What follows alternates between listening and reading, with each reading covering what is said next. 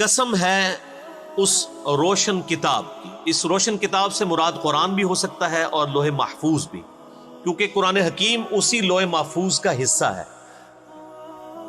اِنَّا جَعَلْنَاهُ قُرْآنًا عَرَبِيًّا، بے شک ہم نے قرآن کو اتارا ہے عربی زبان کے اندر، عربی بنا دیا ہے اس کو. لَعَلَّكُمْ تَعْقِلُونَ، تاکہ تم اس کو سمجھ سکو.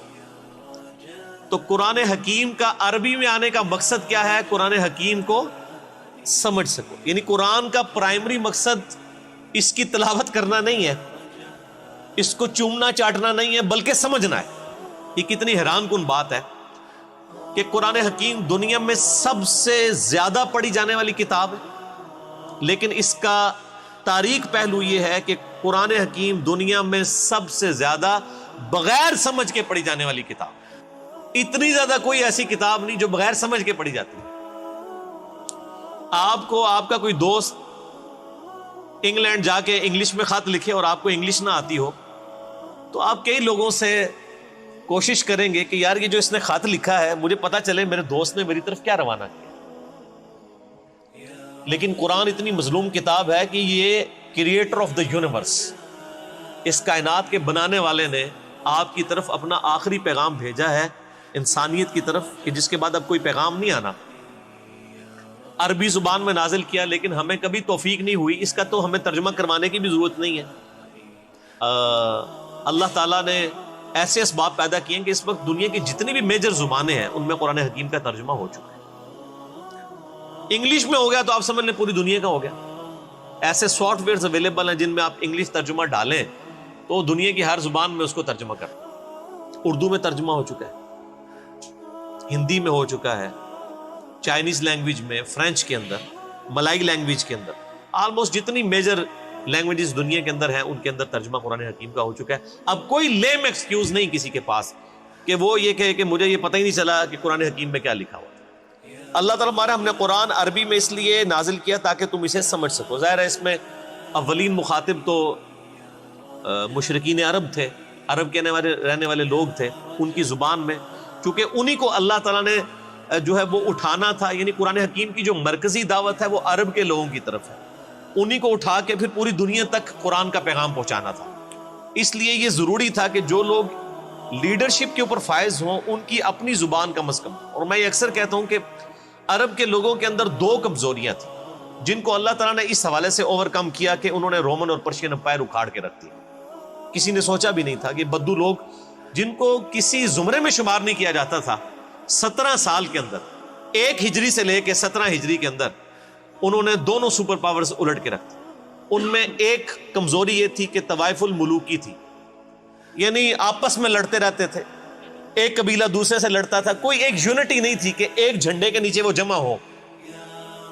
ان کو یہ پتہ نہیں تھا کہ ان کے اندر اتنا پوٹینشل موجود ہے کہ یہ جو آپس میں لڑتے رہتے ہیں اور اس ٹف ماحول کے عادی ہیں، ریگستانی ماحول کے، اور رومن اور پرشین امپائر جو کہ صدیوں سے دنیا پہ حکومت کرتے ہوئے ایک سمجھ لیں انہوں نے ایک کنکلوڈ کر لیا کہ ہمیں تو کوئی ڈیفیٹ کر ہی نہیں سکتا. وہ ایک آج کے دور کے اعتبار سے سمجھیں کہ وہ ایک فارمی قسم کے لوگ بن چکے ہوئے تھے، ایسیوں میں رہنے والے عرب کے لوگ، ٹف ماحول کے عادی، ریگستانی، ٹھیک ہے، اتنی مشکل زندگی گزارنے والے لوگ. لیکن کمزوری یہ تھی کہ طوائف الملوکی تھی.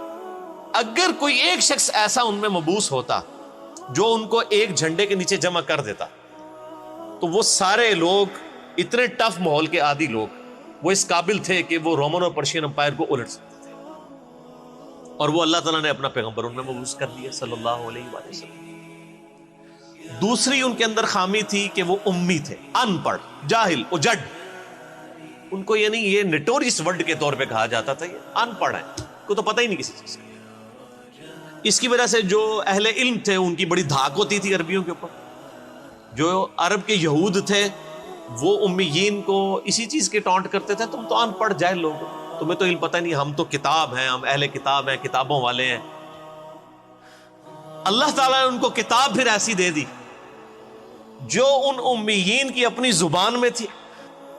اب مجھے بتائیں، جو شخص سورۃ البقرہ، سورہ آل عمران، سورۃ المائدہ، سورہ نساء، یہ 4 سورتیں پڑھ لے، دنیا کا کوئی پادری چاہے وہ یہودی ہو یا عیسائی وہ ان کا مقابلہ کر سکتا تھا. جو سورۃ الانعام پڑھ لے, جو ہے وہ سورہ روم پڑھ لے, سورہ قاف پڑھ لے, دنیا کوئی آج کا بھی بڑے سے بڑا ایتھیسٹ دلائل میں اس کا مقابلہ نہیں کر سکتا. اور ان امیین کو ان کی زبان کے اندر, عربی زبان کے اندر اللہ تعالیٰ نے کتاب دے دی. پھر آپ دیکھیں نا انہوں نے کس طرح اکھاڑ کے رکھ دیے سب. علم کے میدان میں بھی کس لیول پہ وہ گئے کہ ان کا مقابلہ نہیں کر سکتا تھا. اور اسلحہ نہیں تھا, جذبہ تھا, ایمان تھا, یونٹی تھی. رومن اور پرشین امپائر کے اسلحے انہوں نے انہی سے لوٹ کے ان کی امپائرز کو الٹ کے رکھ دیا ود ان 17 ایئرس. یہ بہت بڑا انقلاب ہے. اور یہ انقلاب اگر آپ نے دیکھنا ہے نا, یہ آپ کو کتابوں میں نہیں ملے گا, نہ مولویوں کی تقریروں میں ملے گا. اس کے لیے آپ کو عمر سیریز دیکھنی پڑے گی. وہ بھی کوئی مولویوں کی کوشش نہیں ہے. یہ ٹھیک ہے کہ پیچھے وہ بڑے سکالرز ہیں, لیکن وہ سکالرز ہیں, مولوی نہیں ہیں. یوسف القرضاوی یا ڈاکٹر علی سلابی جو اس کے کنسلٹنٹ ہیں. قطر والوں نے فلم بنائی ہے 30 اقساط کے اوپر سیدنا عمر فاروق رضی اللہ تعالیٰ عنہ علیہ السلام کو سینٹرڈ کرتے ہوئے پوری نبی الاسلام کی بایوگرافی فلما دی ہے. اعلان نبوت سے 6 سال پہلے سے لے کر ٹل سیدنا عمر کی شہادت تک. اس میں جنگ قادسیہ بھی ہے جو پرشین امپائر کے خلاف فیصلہ کن جنگ ہوئی, جنگ یرموک جو رومن امپائر کے خلاف فیصلہ کن جنگ ہوئی, اور اس سے پہلے نبی الاسلام کے مبارک زمانے میں بھی جو غزوہ خندق ہوئی یا غزوہ احد ہوئی, غزوہ بدر, یہ سب کی سب فلمائی ہے عربی کے اندر, اور اس کا ٹیسٹ ہی عربی میں ہونا ہے.